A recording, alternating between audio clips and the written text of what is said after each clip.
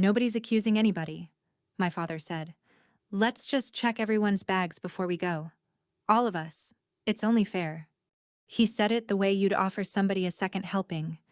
He squared the napkin in front of him first. 2 fingers. Corner to corner. The way he's done my whole life. And then he said it. Gently. To a kitchen with 11 people standing in it. My name is Nora Voss. I'm 39. It was April 12th of this year. A Sunday. And we were at my parents' house in Ashford, Ohio. Eating pot roast off my grandmother's plates because my grandfather would have been 95 that week.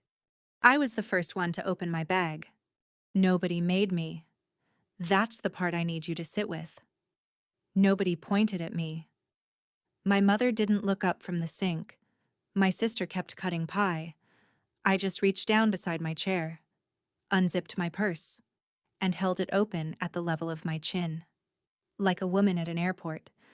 Because for 11 years my father has been telling this family that I stole my grandfather's coin collection. And somewhere in those 11 years I stopped waiting to be asked. I didn't argue. I didn't cry. I unzipped it. And the whole time, the only thing my grandfather ever actually gave me was 6 feet away in my coat pocket, on a hook by the back door, where it has been every day for 11 years, and where nobody in that kitchen has ever once thought to look. There is a piece of paper in a bank in Ashford, Ohio. Halstead Savings and Trust, 4 Main Street. The branch with the brass mail slot they've never taken out of the wall. Behind the counter there's a drawer, and in that drawer there's a green card ruled into columns, and that card is the entry log for safe deposit box 1147, the box my grandfather rented on October 3rd, 1972, and never gave up as long as he was breathing. There are 4 signatures on that card. One hand wrote all 4, and down at the bottom, in the margin, in a teller's handwriting, there's a note 5 words long. 5 words. That's the whole thing. 5 words a woman wrote at a counter in 2015 because writing things down was her job. And because nobody in my family has ever spent 1 second of their lives thinking about her. I couldn't read those 5 words. Not for 11 years. I asked. The bank told me no. And the bank was right to tell me no. And I'll explain exactly why in a bit. Because the why is the trap I lived in. And that card had an expiration date on it, not one anybody wrote on it. One the bank had assigned it the way you'd schedule a dumpster, on June 30th of this year. Every scrap of legacy paper in that branch, including 1 green card with 4 signatures on it, was going into a shredder. 60 years of a boy's life. 11 years of mine, and a bank in Ohio had already picked the day both of them would stop being provable. My father is the one who showed me. He drove down there himself. He asked for that card with his own mouth. He put a copy of it in a folder, and he carried the folder into the Ashford police station, and he handed it across a desk to a detective, because he had decided it was finally time to finish me, and he wanted it done properly, on the record. In a room, with the family there to watch. Come sit with me a minute. Bring something to hold. You'll want it for this one. Welcome back. This is where we tell the true shaped family stories. For the nights the house is too quiet. I've told you about a lot of people who got caught. I've never told you about a man who drove to the bank himself, paid for the rope, and carried it in under his own arm. If this is landing somewhere real, like it. Subscribe. Only if it's real. I don't want it otherwise. And drop your location and your local time down there. I like knowing which part of the world is awake with me.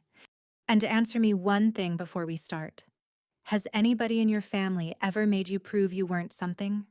Stay with me. I want to walk you into that kitchen. The pot roast. The plates. My purse hanging open in the air.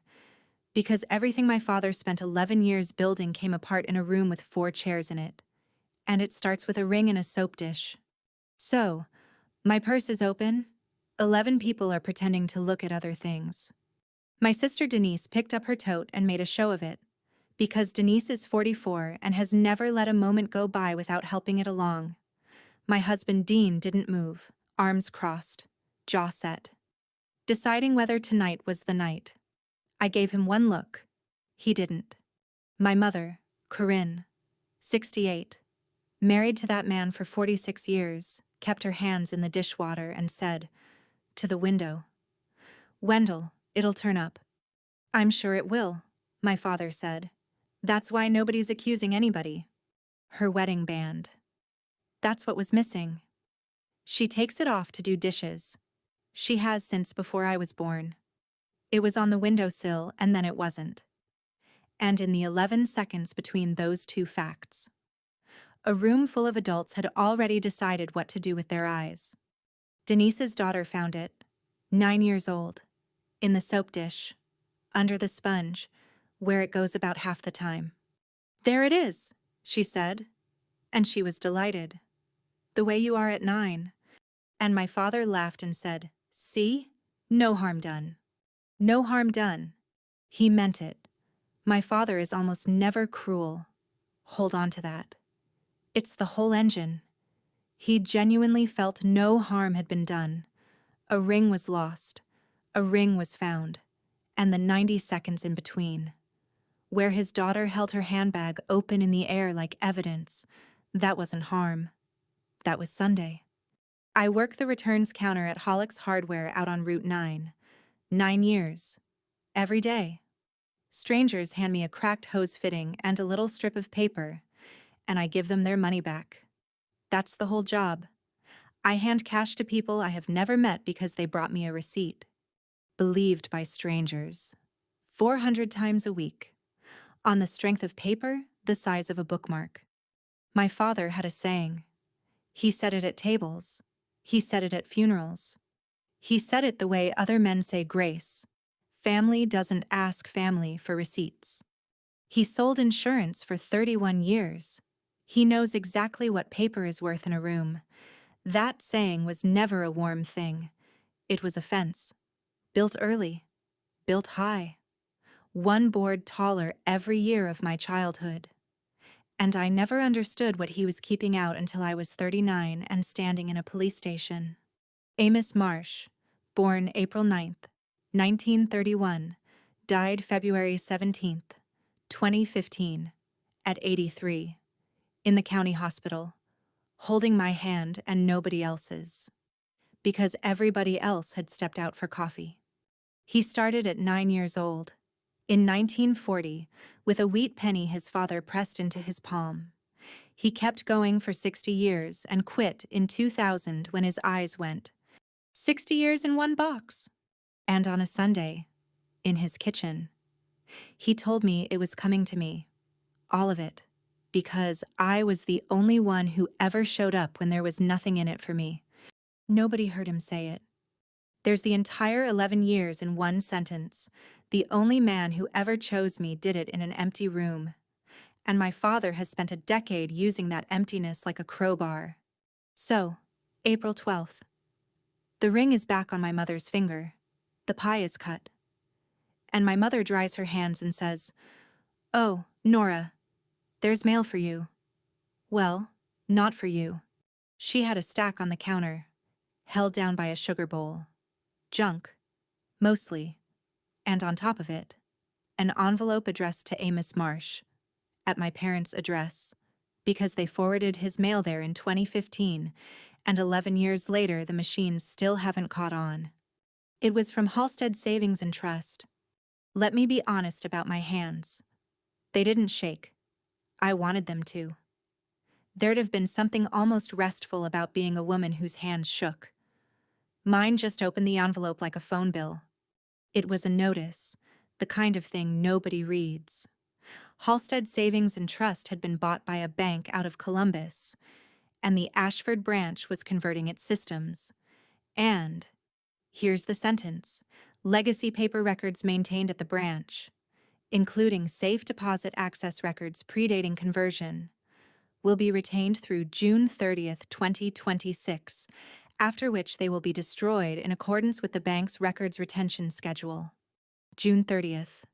I stood in my mother's kitchen and I did the math the way you'd feel for a step in the dark. April 12th to June 30th. 79 days. 79 days, and the only piece of paper on this earth that could say what happened to my grandfather's life would be pulp. And then my father took it out of my hand. He didn't snatch it. My father has never snatched anything. He reached over, 2 fingers, the way a man takes a menu, and he read it. I watched his eyes go left to right, twice, and he folded it in half, and he squared the fold with his thumbnail, and he dropped it in the trash under the sink, on top of the pot roast fat. "There's no box, Nora," he said. "There never was. Let the man rest." Gentle, kind even. He said it the way you'd take a splinter out of a kid's foot. A man who tells you to let the dead rest is telling you exactly where he'd rather you didn't look. Nobody said anything. Denise put a lid on the potatoes. My mother said, "Who wants coffee?" My daughter Junie, 16, stood by the refrigerator with a glass in her hand and did not move for 4 full seconds. And I didn't know what that meant yet. We were in the car 11 minutes later. Dean drove. Theo was already asleep against the window. 10 years old. Arms folded like a little judge. Junie was in the back on the passenger side, and she waited until we were past the grain elevator. And then she reached forward between the seats and put something in my lap. The envelope, damp on one corner, smelling like pot roast. She'd gone back in for her charger. I looked at it in my lap for a mile. Halstead Savings and Trust, Amos Marsh, June 30th, 2026. "Junie," I said. And she said, "Mom, why did you open your purse?" I want to tell you I had an answer. I looked out the windshield at the road, doing what a road does, and I understood, at 39 years old, that my daughter had just watched me do a trick. She's smart in the specific way that makes a mother nervous. She had watched a grown woman hold her own handbag open in the air, unasked, in front of 11 people, and she had understood, before I did, that somebody trained me to do that. "Because it's easier," I said. She didn't say anything for a while, and then she said, "It didn't look easier." Dean's hands got tighter on the wheel and he didn't say a word, which cost him something. That man has wanted to burn my father's house down since 2015, and every single day he doesn't. Because I asked him not to, and I have never once thanked him for it properly. Here's what I did that night, and I'm not proud of it. I got out the good scissors and trimmed the pot roast stain off the corner of that envelope, and I flattened it under a cutting board. And at 1 a.m. I was still standing there in the dark with my hand on it. For 11 years I'd had exactly one sentence to defend myself with. They were in the bank. Box 1147. He showed me. Ask them. And for 11 years my father's answer had always been the same. There is no box. Now, for the first time since February of 2015, I was holding paper with the bank's own letterhead on it, addressed to a dead man. That said there was. Tuesday, April 14th. I drove back over there. I want you to know I thought this was going to work. That's the part that still gets me at stoplights. I had it in a folder. I'd made a copy at the library for 40 cents. I sat in their driveway for 6 minutes rehearsing a sentence like a woman going in for a raise. Denise's car was there. Of course it was. I put it on the table between the salt and the pepper. "The box is real," I said. "That's the bank. That's their letter. To him. At this address. Box 1147 is still open. It's been open the whole time." My father picked it up. He read it, left to right, twice. And he set it down on the table and squared it with 2 fingers, corner to corner. And he looked at me with the most patient face I have ever seen on a human being. "Sweetheart," he said, "a box being real isn't the same as a box being full." I have thought about that sentence 4,000 times since, because it's true. It is a completely true sentence. And he knew, the only person alive who knew, exactly why it was true. He said the truest thing in the room and used it to bury me with it. "So where are they, Nora?" Denise said. And there it was. That's what I'm... Denise. That's what I've been asking for 11 years. That's the whole... No, she said. You've been saying they were in a bank. Okay, there's a bank. There's a box. Great. Where are the coins? And my father said, quiet, almost sad, "You kept the letter." I said, "It came in the mail. Sunday. Mom handed it to me." "You kept it," he said again. 11 years. And you kept it. He shook his head. Slow. With something that looked exactly like grief. "Do you know what that sounds like? Somebody who's been building something." That's when I understood what I'd done. I had walked into that kitchen with the first piece of paper I'd ever had, and I had handed them proof that I was a woman with a file. Innocent people don't have files. That's what the room decided. Innocent people are surprised. Innocent people cry and forget. I had a folder and a 40-cent copy and 11 years of a rehearsed sentence, and to every person in that room. That made me exactly what he'd said I was. Only worse. Organized. My mother said, "Don't make a scene, Nora." Denise stood up. "You did this in front of my kids," she said. "At Grandpa's birthday, you did that." I said, "I didn't do anything at the birthday. Denise." I opened my purse. "Yes," she said. "You did. Nobody asked you to. You made it a whole thing. You always make it a whole thing." And my mother, drying a plate that was already dry, said the sentence that took the ground out from under me, and she said it kindly, which is how everything in that house gets said. Maybe just, not Sundays, for a little while, until this is settled.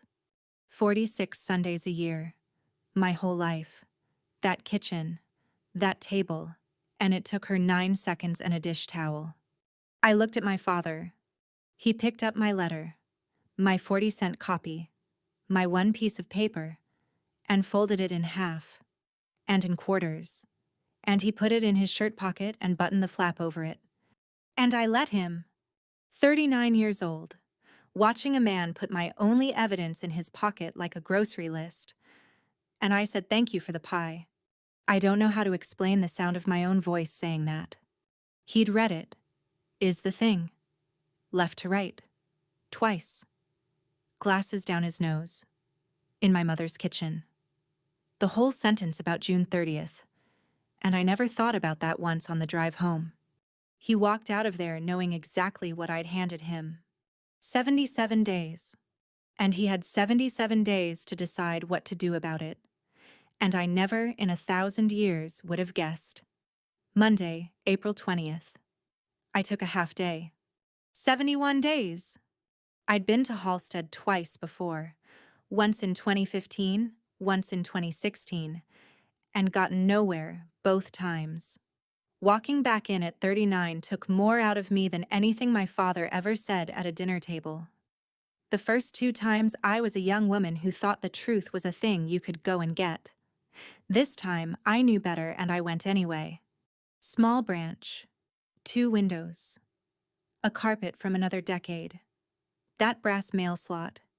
And the same woman at the second window who was at the second window in 2016.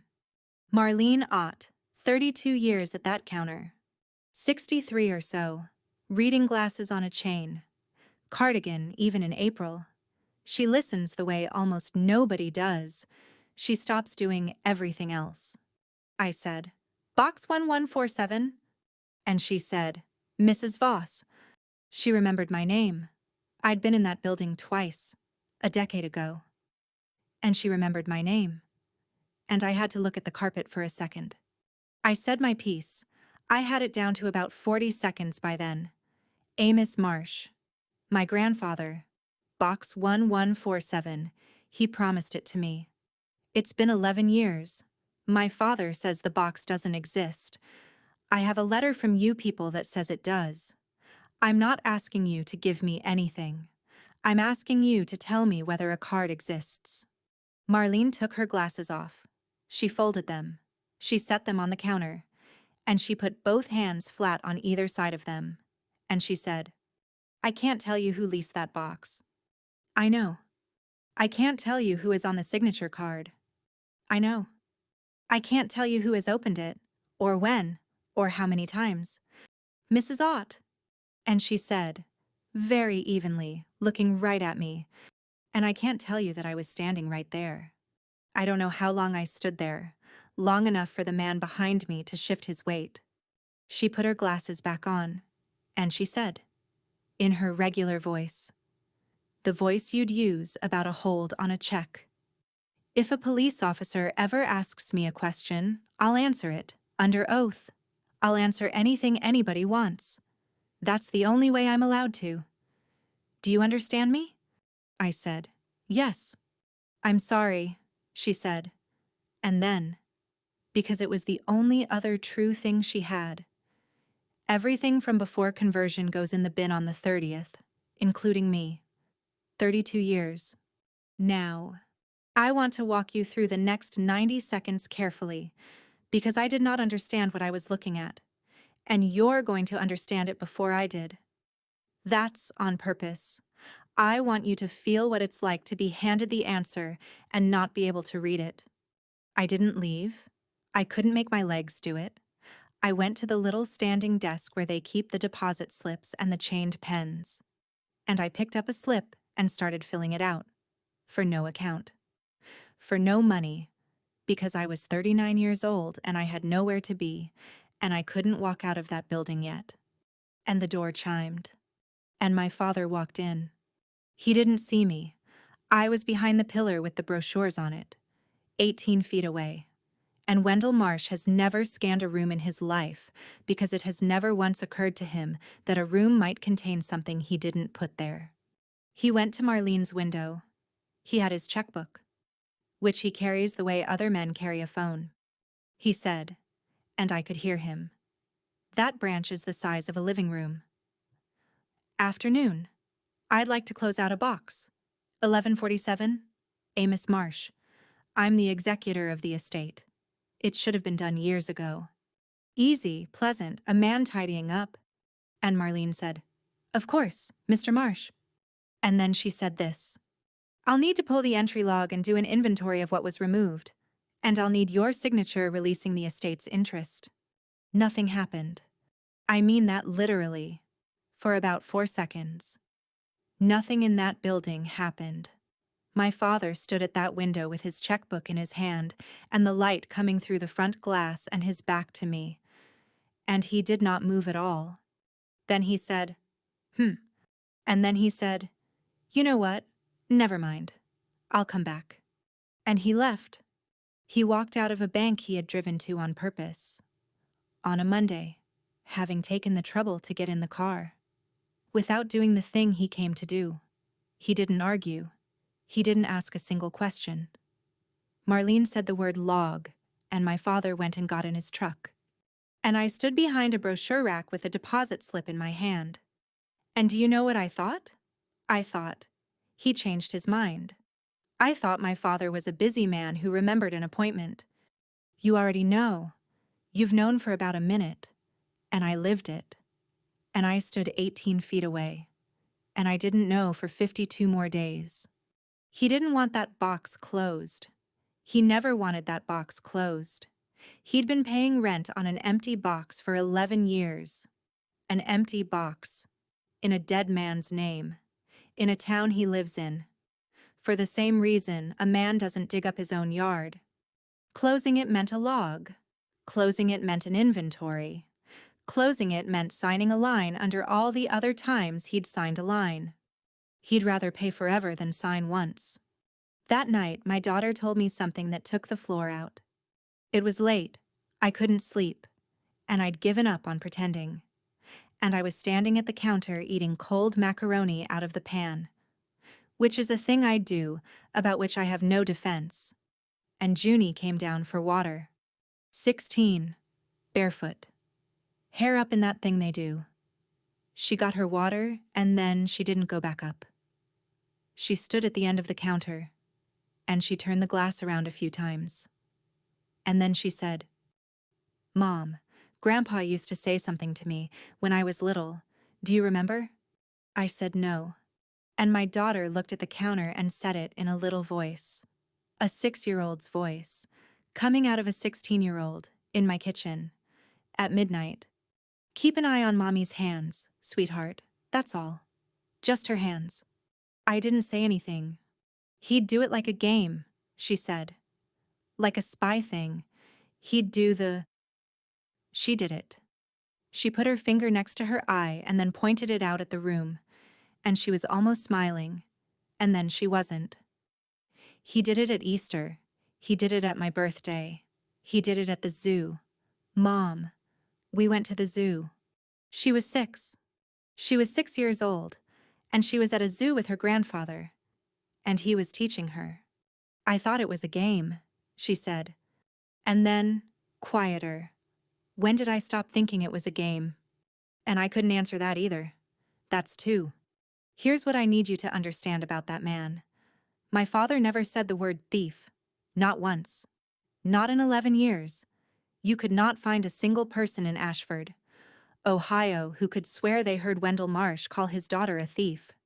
He said, "Keep an eye on Mommy's hands." He said it to a 6-year-old like a magic trick. Warmly. The way you'd teach a kid to look both ways. My father delivers cruelty the way a good nurse gives a shot. Talking about something else the whole time. So gently that you're not sure it happened until you look down and see the blood. Dean found me at 1 in the morning still standing there. He didn't say anything at first. He got the pan away from me and put it in the sink and ran water in it. And then he leaned on the counter next to me. Not looking at me, the way men do when they want to say something enormous. Dean was there the day it started, April 19th, 2015. I was 7 months pregnant with Theo, and my father laid his hand flat on the table and said, in the voice he uses for weather, that Dad's collection was gone, and Nora was the only one who'd been alone in that house. He never raised his voice. He never said the word. He didn't have to. My son was born 8 weeks later. Theo is 10. Theo has never in his entire life met a version of his mother who wasn't a suspect. That's not a thing I can fix. That's just a fact about my child. "Nora," Dean said, "I want to say a thing and I want you to let me finish it." "Okay. 11 years. You've done it your way. You've been quiet. You've been decent. You've gone to every Sunday. You've opened your purse." His voice did something there and he got it back. And what did it get? 16 years old. She's got that in her head. Nor, she's had that in her head since she was 6. "I know. So can I please go over there?" And I said no. I said no, the way I've said no to that man for 11 years. And here's why. Because I think it's the only interesting thing about me. If I burn it down, I'm what he says I am. That's the whole calculation. The second I scream at my father in a kitchen, every person in that family gets to exhale. Oh, there she is. There's the Nora we've been warning you about. And 11 years of me being quiet becomes 11 years of me hiding it. Rage is not evidence. Rage is a witness for the prosecution. There was one thing in that house I could have shown Dean and I didn't. I never have. It's in my coat pocket. It's been in whatever coat I own since 2013. It's a penny. A 1909 SVDB wheat cent. The one his father put in his palm in 1940, when he was 9. The first coin of the 60 years. He closed my fingers over it on a Sunday in his kitchen in 2013. Nobody saw him do it. Nobody was ever going to, because there was never anybody else there. So for 11 years I've carried, in my coat, the single most incriminating object in Ohio. I never showed it to a lawyer. I never showed it to my husband. It's been at every Sunday dinner. On the hook. 6 feet away. For 11 years. I speak 2 languages. The truth. And what it would sound like. Thursday, April 30th, 61 days. Diane Rusk does legal aid out of a storefront next to the tax place on Main. She gave me 50 minutes for free, and she took me apart in about 11 of them. I laid it out. The box. The promise. The letter. The June 30th date. She said, "Are you on the signature card?" "No." "Were you ever?" "No." He put my father on it. March of 2011 for the errands. Grandpa's eyes were going, and Dad drove him to things. I heard myself say the next part. I'd never said it out loud to a stranger. He gave my father the key, and he gave me the Sundays. Diane Rusk wrote something down and didn't look up. Have you ever said that to your family? That your father is on that card? Once. Once. April 19th, 2015. 7 months pregnant. At that table. In front of everybody. I said, "Dad's on the box. Ask the bank." And I told her what happens. What happens is that my sister stopped speaking to me for 3 years. What happens is that I am no longer a woman who stole a coin collection. I'm a woman who stole a coin collection and then stood at her grandfather's table 8 weeks after the funeral and tried to pin it on her own father. Do you see the trap? Look at it. My only defense is an accusation. There's no way to say where the coins were without saying who took them. Every single time I open my mouth to say I'm innocent, what came out was my father is a thief, with nothing in my hands, no paper, no proof, just a pregnant woman at a wake making it worse. So in 2016 I stopped saying it. And you already know exactly how a family reads a woman who stops defending herself. That's not a criticism, Mrs. Voss. It's a door, Diane said. There isn't one there.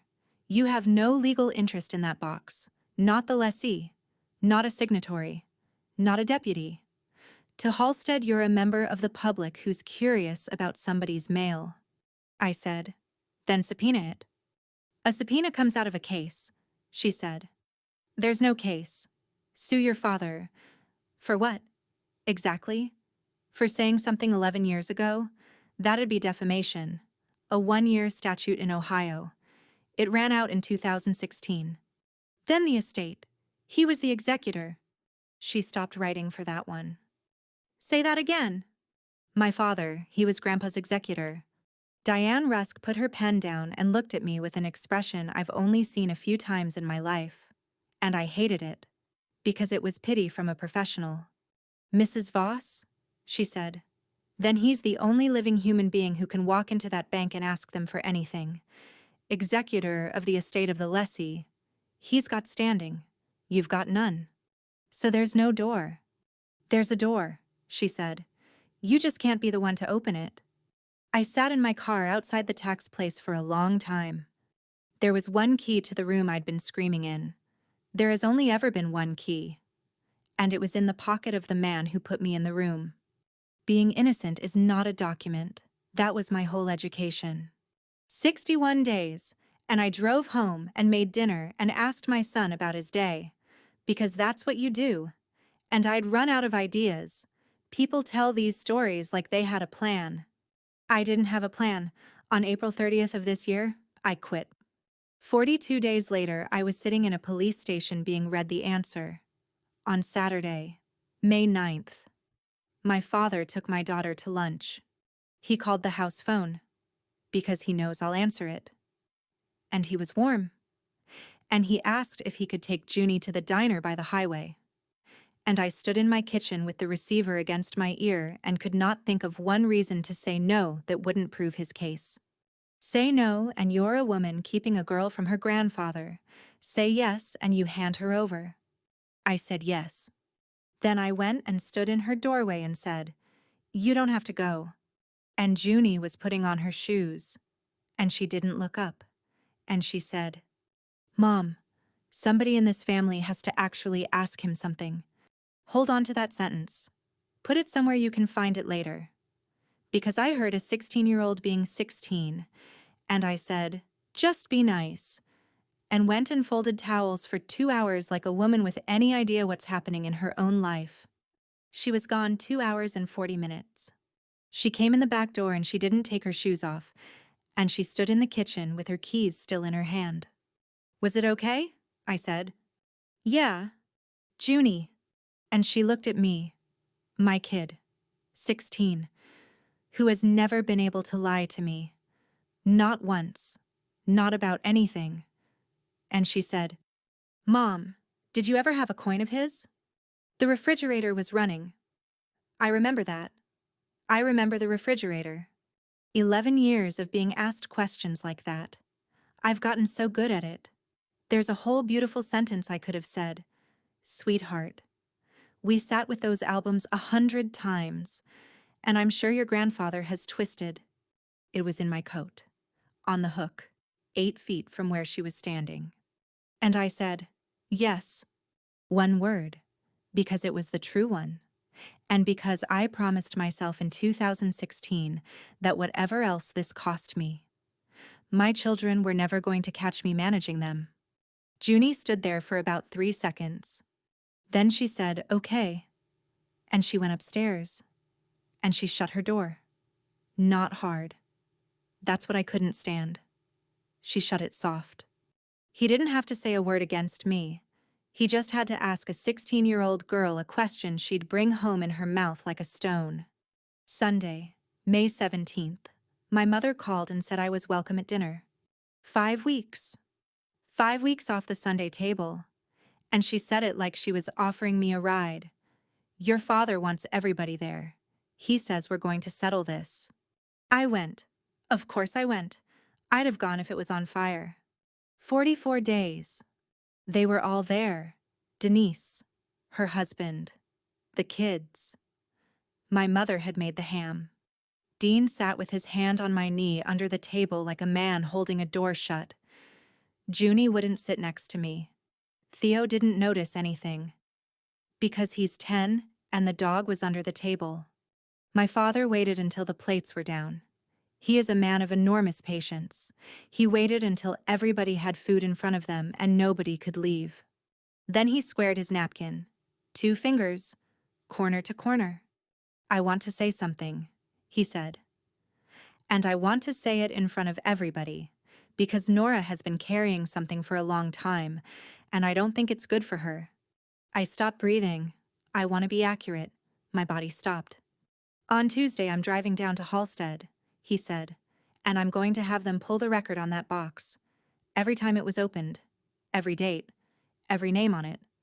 I'm going to bring it back here and we're going to sit at this table, all of us, and read it out loud together. Do you know what I felt? Joy. I'll be honest, even though it makes me look like a fool. I sat at my mother's table with a fork in my hand and felt joy come up through me like heat through a floor. 11 years. 1 key. It was in that man's pocket. And he'd just announced to a room full of people that he was going to use it. I couldn't speak. I remember Dean's hand tightening on my knee, and I remember thinking, don't say anything. Don't thank him. Don't move. Don't do one single thing that could make him change his mind. Fine by me, I said. That's what I managed. 2 words. Into a plate of ham. And my mother said, Wendell, are you sure you want to do that? Nobody looked up. Denise was reaching for the beans. The dog moved under the table, and I lifted my eyes and my mother was standing at the end of the table with the serving spoon still in her hand. And she was looking at her husband of 46 years, and her face was doing something I had never seen it do in 39 years. 4 seconds. I counted them later. 4 seconds where the only sound in that house was a 10-year-old feeding ham to a dog. And my father said, Corinne, I have never been more sure of anything in my life. And my mother sat down and picked up her fork. I've replayed those 4 seconds more than I've replayed the police station. That's the actual moment. At a ham dinner, with a serving spoon. My mother wasn't keeping the peace. My mother was keeping the secret. 46 years. Every, don't make a scene. Nora. Every, it'll turn up. Every time she stood at that sink with her hands in the water and said something to the window instead of to me, I spent my whole life thinking my mother was weak. She wasn't weak. She was quiet. There's a difference, and I learned it from her. I'll never prove it. That's not a thing you can put in a folder. A face. For 4 seconds. At a table. She has never said one word to me about it. And I'll get to that. But something in me that had been holding a door open for 11 years took its hand off the door. Certainty is the loudest thing a liar owns. He went on Tuesday, May 19th. He didn't tell me. I know the date now because it's on the copy. And then nothing happened. Nothing happened for 10 days. He didn't call. Of course he didn't call. By Thursday, I'd decided the bank told him no. By Friday, I'd decided he'd never gone at all, that the ham dinner was theater, that he'd said it in front of everybody precisely so everybody would remember he'd offered. Do you understand how thoroughly a person can be trained?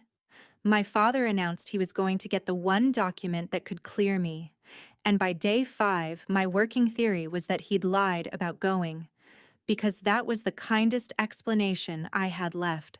I never once considered that he'd gone, and gotten it, and read it, and driven it somewhere.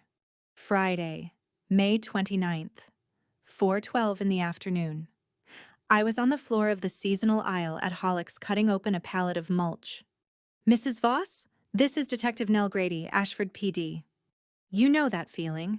Every organ you own goes down about an inch. Ma'am, I'm calling because your father, Wendell Marsh, has filed a report.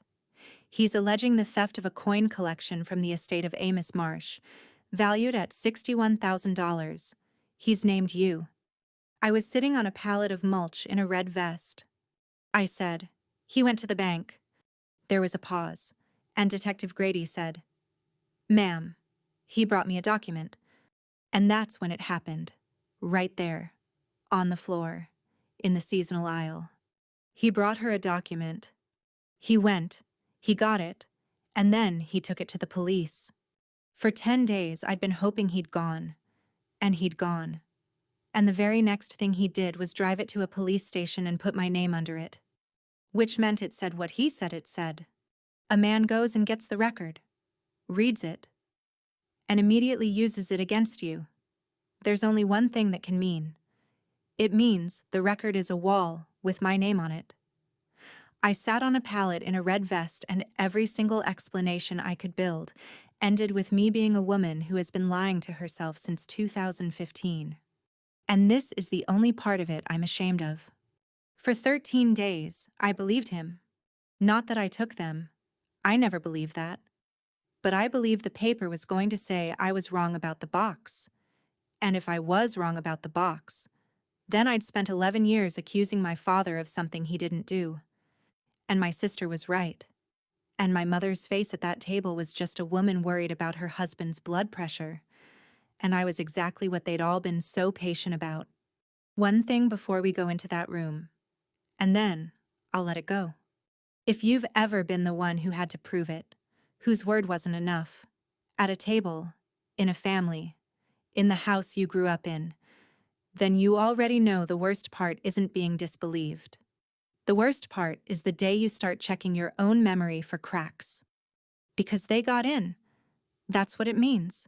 They got all the way in. If that's you, tell me one thing in the comments. There are 5 words on that green card. In a teller's handwriting. In the margin. I've told you there are 5. I haven't told you what they are. Guess. Type the 5 words you think a bank teller wrote in that margin in 2015.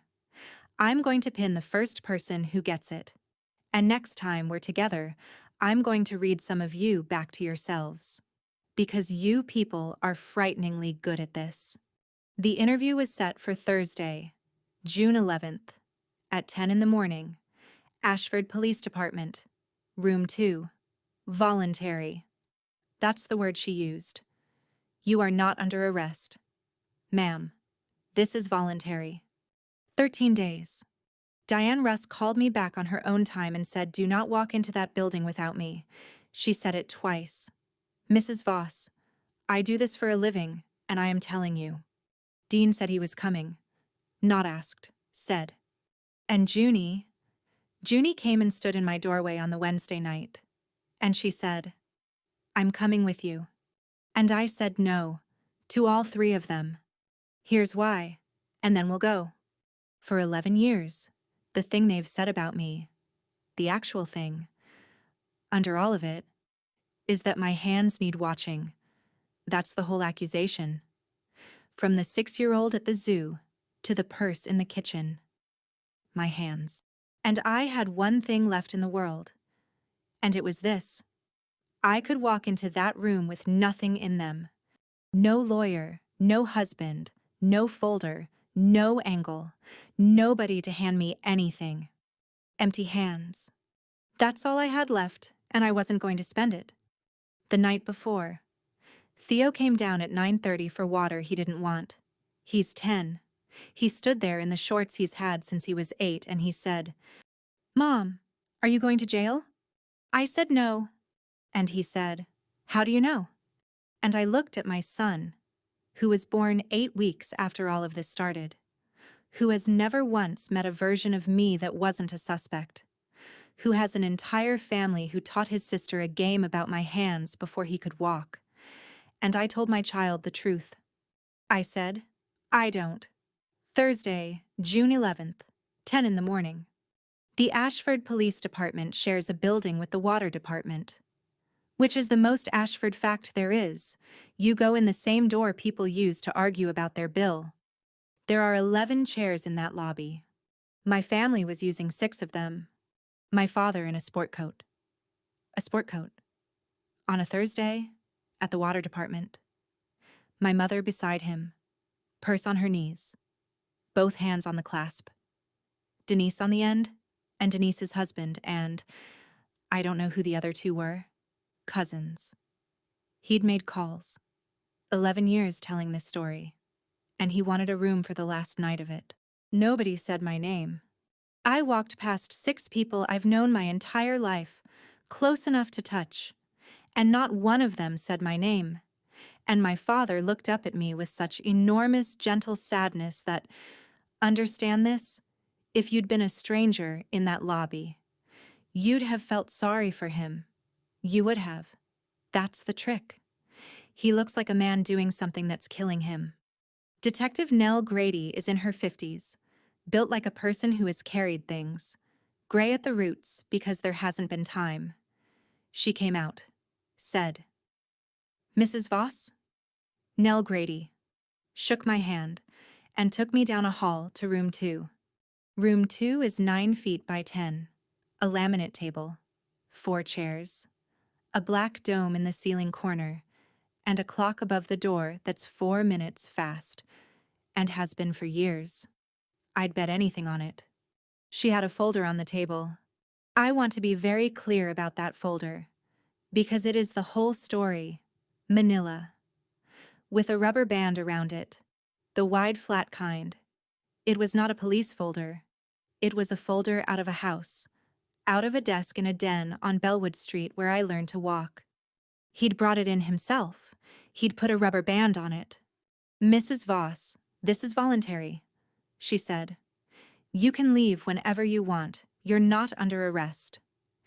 And I want to say out loud that no one has been charged with anything. She sat. "Your father filed a report on May 20th. He's alleging that a coin collection belonging to the estate of Amos Marsh, valued at $61,000, was taken in the spring of 2015, and he's named you." I said, "I know." "He says the collection was kept at the decedent's residence. He says you had access to that residence, and that others did not. And he says it was gone by the beginning of March." "Yes," I said. "That's what he said for 11 years. She waited. She was extremely good at waiting. And I did the thing I had decided to do at about 4 in the morning, lying next to my husband, staring at a ceiling fan. I reached into my coat pocket and I put it on the table between us. "Before you ask me anything else," I said. She looked at it. She didn't touch it. "That's a 1909 SVDB wheat cent," I said. "It's a penny. It's the first coin of my grandfather's collection. His father put it in his hand in 1940, when he was 9 years old. My grandfather took it out of the box and gave it to me in his kitchen in 2013. He closed my fingers over it. He said, 'That's the start of it, and the rest is coming.'" I made myself keep going. Nobody saw him do it. There has never been one other person in the room. Not once. In any of it. I've had that in my coat pocket for 11 years and never told a single human being, including my husband, because I know exactly what it sounds like. Detective Grady looked at the penny on the table. "What does it sound like?" she said. "It sounds like a thief who kept one." She was quiet a second. Then she wrote something down. I couldn't see what. And she said, "Thank you for telling me that." And then I asked for him. "I want you to know that nobody put me up to it. I had no plan. I had a stone in my chest and a penny on a table and 13 days of believing my own family. And I heard myself say, 'Detective, is my father in the building?' 'He's in the lobby. Would you bring him in?' She looked at me for a long moment. 'That's unusual,' she said. 'So is 11 years. And Detective Nell Grady, who had been doing this for 30 years, and who, I did not know this, I would not know it for another hour, had already read every word in that folder, said, 'Okay.' The door opened and my father came in and Denise came in behind him. 'I'm not sitting out there.' And my mother came in behind Denise without being invited. And the room was suddenly a different size. 'There are 4 chairs in room 2. My mother stood. And my father sat down across from me. And he saw the penny on the table. I watched it happen. I watched a man get handed a gift. 'There,' he said. Quiet. Almost tender. He put one finger on the table beside it. Didn't touch it. Just beside it. 'There it is. Detective. Look at that. She's had it this whole time. In her pocket. Sitting right there in my mother's kitchen every Sunday for 11 years with it in her pocket.' He sat back. 'I didn't want this,' he said, to the room. 'I want everybody here to know I didn't want this.' And then the door moved and my daughter was standing in it. Junie, in her work polo, because she'd come from the shift she was supposed to be on, 16 years old, in a police station, having driven herself. And my father turned and looked at his granddaughter, and his face went soft and warm and pleased, and he said it. 'Keep an eye on Mommy's hands, sweetheart. That's all. Just her hands.' He said it exactly the way he'd said it at a zoo. He did the little thing with his finger by his eye. He said it in a police interview room, on a Thursday, under a camera, out of 11 years of pure reflex. The way you'd say, 'Bless you,' when somebody sneezes. Nobody laughed. I watched Detective Grady's pen stop moving. It just stopped, on the page, and stayed there. And I asked my father the question, 'Not a trap?' I want to be so clear with you. I didn't have a trap. I had a folder I hadn't read, and a penny that made me look guilty. I asked him the only question I have ever had. It's the question I asked at that table in 2015, and at Christmas in 2017, and once in a hospital parking lot. Same question, word for word, every time. I have never once gotten an answer. Because you don't have to answer a question at a dinner table. You have to answer it in room 2, I said. 'Dad, when did you last see the collection?' And he was so happy to be asked. That's the thing I'll carry. He was glad. 11 years waiting for somebody to hand him the microphone. And here was his daughter doing it. In front of a detective. With a camera running. He leaned in. He put his forearms on the table, and he told it the way he'd told it 400 times. And it was good. It was so good. It had detail. It had a code in it. The Thursday before we buried him, he said, "In the hall closet, second shelf, under your grandmother's coat," where he kept it my whole life. I stood in that closet and I counted them. Sweetheart, $61,000. He let it sit. And 9 days after we buried him, I went back, and that shelf was bare. 9 days. He said it himself. Nobody asked him for it. 11 years of telling a story, and it had gotten smooth and polished, and he had a number in it that he loved. Detective Grady said, very flat, not a question, 9 days after the funeral. That's right. And she pulled the rubber band off his folder. What I felt was not triumph. I felt sick, honest all the way to the bottom. When that woman opened that folder, I closed my eyes, because I'd spent 13 days knowing that paper was a wall with my name on it. She read it out loud, in a completely bored voice, like a woman reading a shipping manifest. Halstead Savings and Trust, Ashford Branch, Safe Deposit Box 1147, Lessee, Amos Marsh, opened October 3rd, 1972. Second signatory added March 11th, 2011, Wendell Marsh. Entry log. And then she read 4 lines. January 9th, 2015, W. Marsh. February 3rd, 2015, W. Marsh.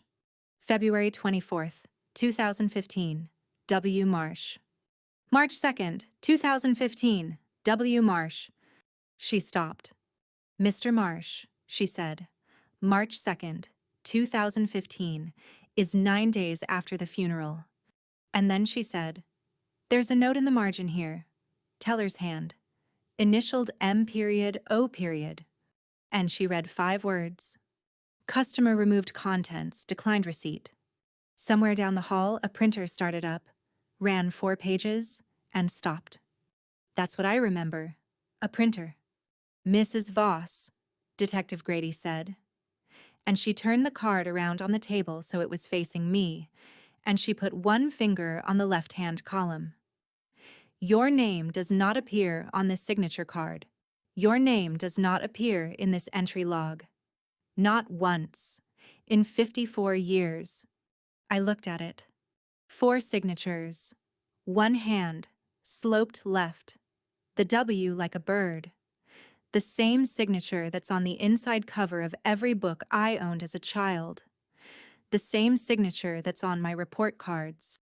He counted them twice while his father was still breathing. January 9th, February 3rd. Grandpa went into the hospital on January 5th and died on February 17th. And in between, twice. My father drove down to 4 Main Street and let himself into a box and looked at 60 years of a boy's life and decided. And then 3 days after the funeral, he went back. To be sure. To look at it one more time and be sure. And on March 2nd, he came back with something to carry it in.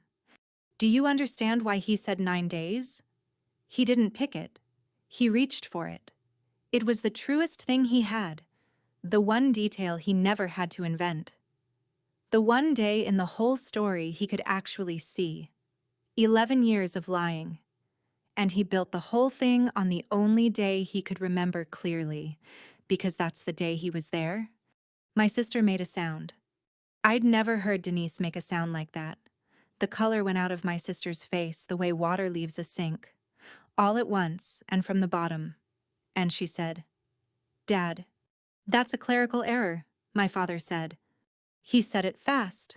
That's the only time in 11 years I've heard my father say anything fast. He reached over and he took the card and he turned it back around to face himself, and he squared it on the table, 2 fingers, corner to corner. And he looked at it, and he said it again. That's a clerical error. Somebody's written that wrong. Sir, who wrote this? And his voice came up.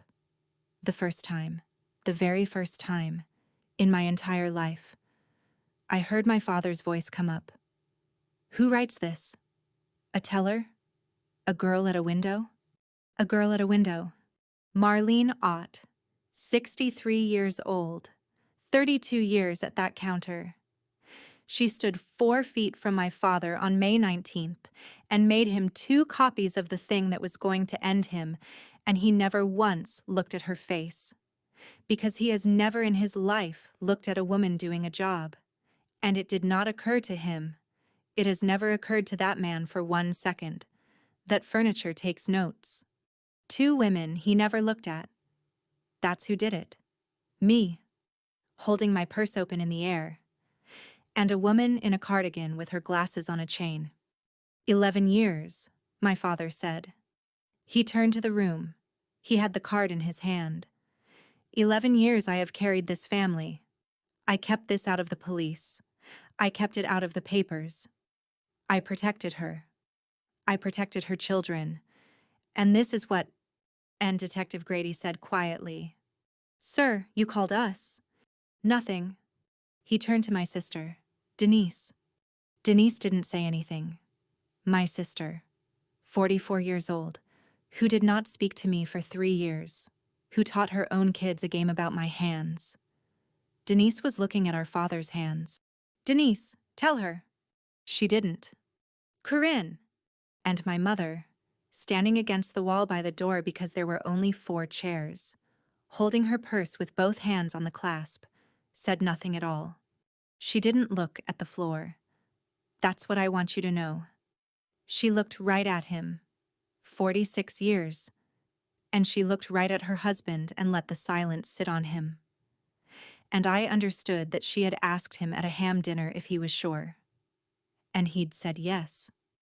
And she had decided at that table, 3 weeks earlier, that she was done carrying it up the hill. That's my mother. Even her mercy is silent. And then my father did the last thing. He turned to Junie, 16 years old, in a work polo, standing just inside the door. And he started it again, out of habit, because it had worked every single time for 11 years, on everyone, at every table, and it was the only tool he had ever needed. "Junie, sweetheart, keep an eye."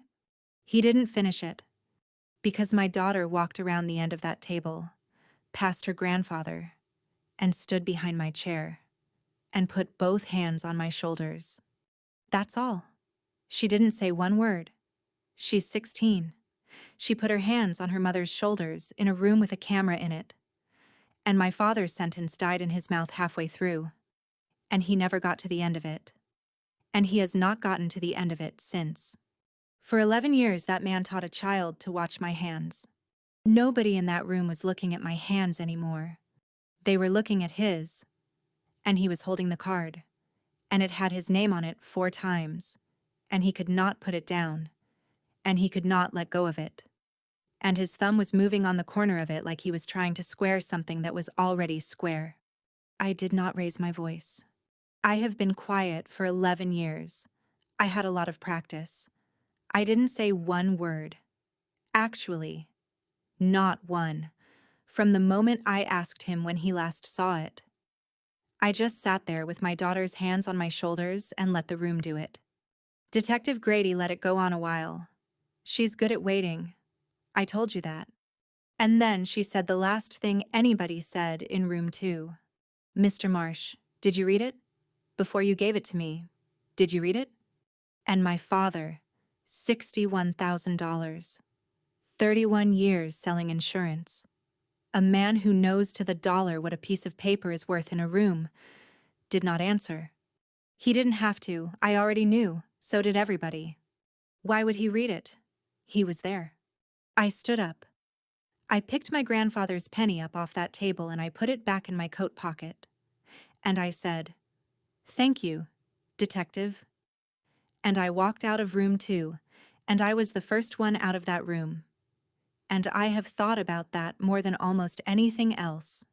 11 years, and in the end I didn't take anything from him. I just asked him a question, and he answered it, and he'd brought the rest himself. Detective Grady caught me in the hallway by the water department counter. She said, "Mrs. Voss, I read that card the day he brought it in." I stopped walking. "May 20th, she said. "I read it at that desk about 4 minutes after he left the building." "You let me sit there for 13 days, I said. 13 days, I thought— "I know what you thought." She didn't apologize. I've come to be grateful for that. "Ma'am, he would not have said one word of that to me. Not one. I could have sat across from that man for 6 hours and gotten a nice conversation about his father's health. He said it to you. He's been saying it to you for 11 years and he could not stop. I needed him to tell me what he tells you, not what he tells me." She let that sit. "You asked him a question and he answered it," she said. "That's the whole case. I just held the paper. Here's what a detective's time bought." He sold them on March 5th, 2015, 3 days after he carried them out of that vault, to a dealer in Columbus. Broken up, cataloged, gone into the trade, resold, scattered. 60 years. One coin at a time, out of a road crew's pay. $19,000.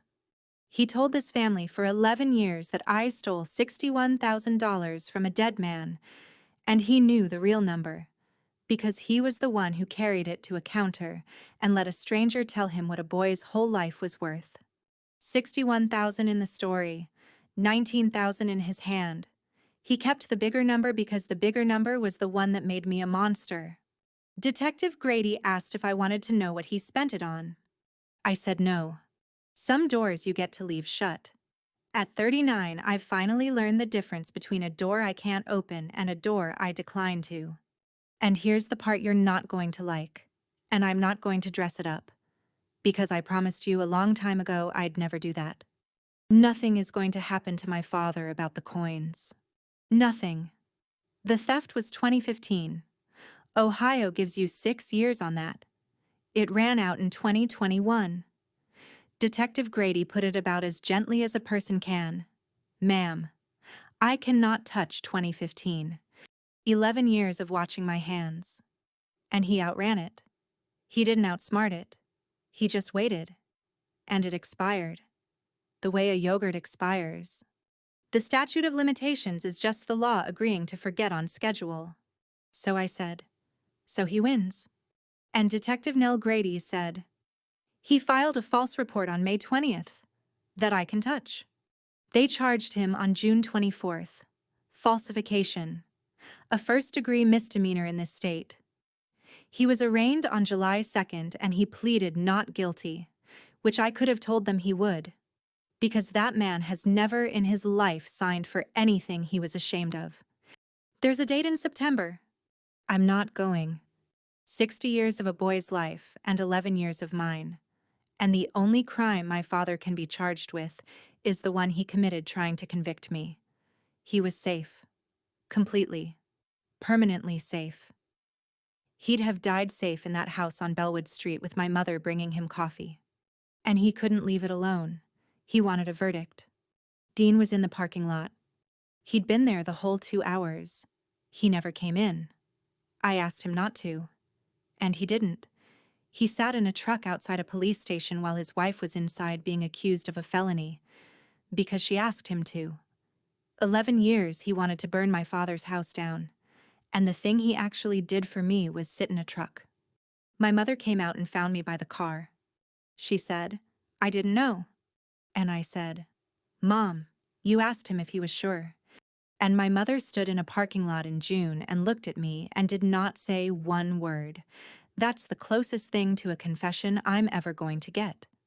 And I've decided it has to be enough, because the alternative is spending the next 11 years the way I spent the last 11. She went home with him that night. She's still there. She makes his coffee. There's a date in September and she'll drive him. That's the part I can't turn into a lesson. I've tried in the car. I've tried at 2 in the morning.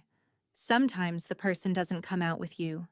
Sometimes she asks him one question at a ham dinner, and that's the whole rescue. That's all there is. And she goes back inside and puts the plates away. Theo turned 11 on the 14th, 3 days after room 2. There were 9 people at that table and not one of them looked at my hands. He didn't notice. He'll never notice. His whole life. And that's the entire point of him. Denise came on Saturday, June 20th, with her kids. She'd made them write it out. Notes. In pencil. Her 9-year-old, the one who found the ring in the soap dish, stood on my porch and read hers off the paper. And I let her. Because in this family, a person's word has never been enough, and that little girl deserved to hand me something. I kept them. They're in a drawer.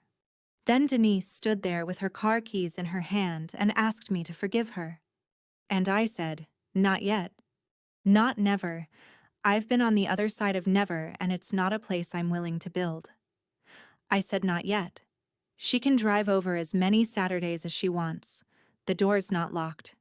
She just doesn't get to walk through it and have it be over. Because it took her 4 seconds in room 2 and it took me 11 years. If you've been carrying one of these, and a lot of you have. I know.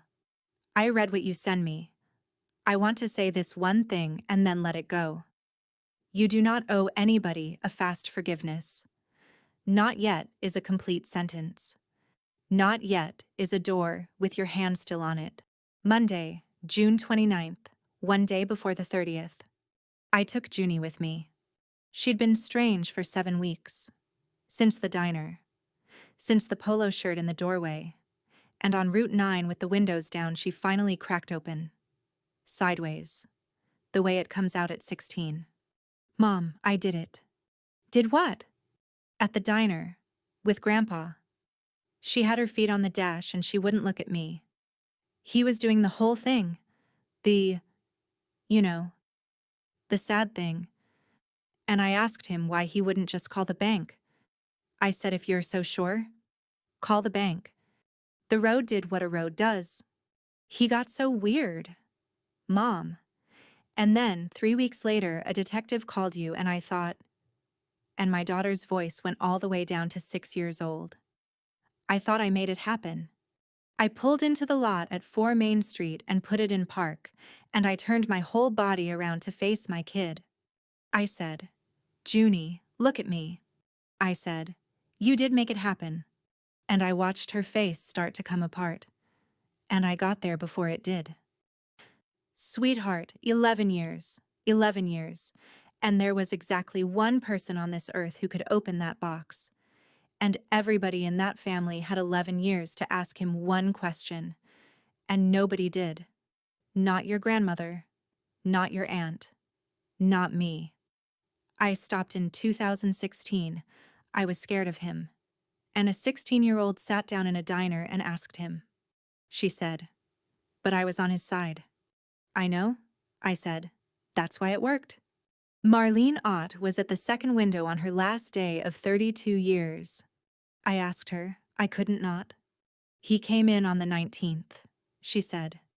Tuesday. Asked for the entry log on 1147 as executor. That he could have. It's the estate's record and he's the estate. It was the closing he couldn't do. Not 1 gram of expression. I made the copies myself. 2 of them. I said, did he read it? And Marlene Ott took off her glasses and folded them and set them on the counter. He never opened the folder. They'd closed out 1,147 that week. The estate finally surrendered it. 11 years late. $40 a year. Out of a dead man's account. So nobody would ever pull that drawer and see who'd been in it. I asked if the box was available. It took her most of the morning. It was her last day. There was a cake in the back with her name on it. And she spent it on a signature card. And I've stopped trying to work out how you repay that. Box 1,147, $40 a year. There are 2 lines on a signature card. I put my daughter's name on the first one. Above mine. Understand. I don't have anything. I'm a woman on a returns counter. I have a penny. There's no money in this story. It left this county in March of 2015 in a dealer's inventory. All I have is one small brass door and the right to say, who else can open it? Junie signed it. 16, tongue between her teeth, the way she signs everything. And I put my grandfather's penny in that box. The 1909 SVDB. The one his father put in his palm in 1940. The start of the 60 years. The last coin left out of all of it. And I closed the door. And Marlene turned her key, and I turned mine. And then Marlene Ott slid a little slip of paper across the counter and said, "Do you want a receipt?" And I said, "Yes."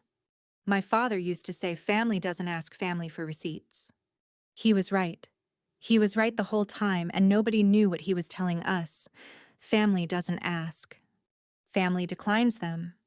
The people who hand you a receipt without being asked, those are the ones. That's the whole test.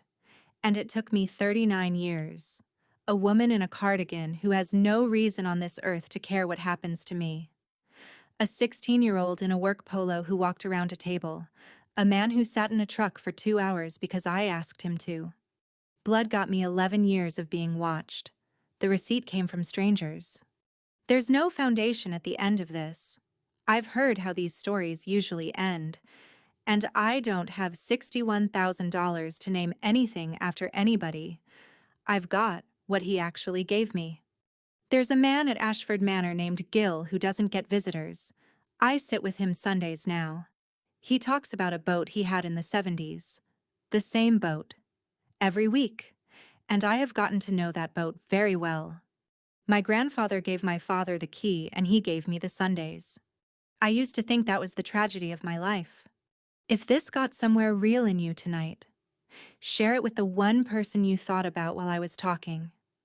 You know who it was. You thought of them somewhere around the purse. And there's more here. Marlene Ott went 32 years at that counter without bending one rule, not once, not for anybody. And on her last day, she told me why she came this close to bending one for me. In 2016, and it's got nothing to do with my family. It's a different box. It's a different girl. That one's for another night. And it's going to sit on your chest. So I'll see you there.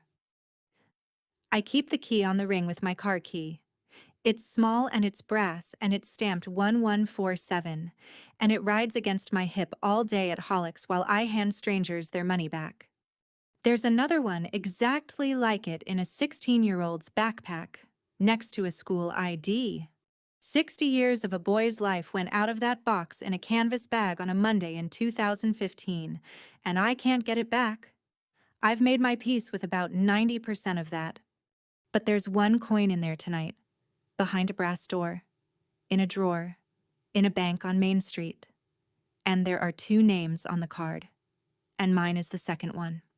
He gave it to me in an empty room with nobody watching. It took 11 years to get a witness. Doors, not walls. Same chair next time.